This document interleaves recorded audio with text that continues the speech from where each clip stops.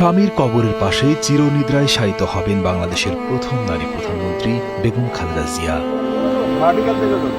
বিএনপির দলীয় সিদ্ধান্ত এবং পরিবারের ইচ্ছা অনুযায়ী ঢাকার শেরেবাংলা নগরে অবস্থিত জিয়া উদ্যানে সাবেক রাষ্ট্রপতি জিয়াউর রহমানের কবরের পাশেই বেগম খালেদা জিয়ার কবরের জন্য স্থান নির্ধারণ করা হয়েছে। আগামী ৩১ ডিসেম্বর রাষ্ট্রীয় মর্যাদায় তাকে দাফন করা হবে। ১৯৮১ সালে ৩০ মে ভোরে চট্টগ্রাম সার্কিট হাউসে এক ব্যর্থ সামরিক অভ্যুত্থানে প্রেসিডেন্ট জিয়াউর রহমান নিহত হন। সে বছর ২ জুন জিয়াউর রহমানের মরদেহ ঢাকায় আনা হয়।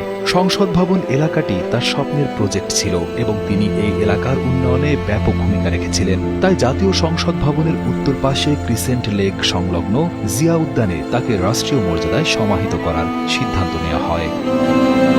জিয়াউর রহমানের সমাধিটি বর্তমানে একটি আধুনিক স্থাপত্যের নিদর্শন। কবরের মূল অংশটি গোলাকার এবং স্বচ্ছ কাচের ছাদ দিয়ে আবৃত, যাতে দিনের আলো সরাসরি কবরের ওপরে পড়ে। এর চারপাশে মার্বেল পাথরের শৈল্পিক কারুকাজ এবং পুরো এলাকাটি গাছপালা ও প্রশস্ত হাঁটার পথ দিয়ে ঘেরা।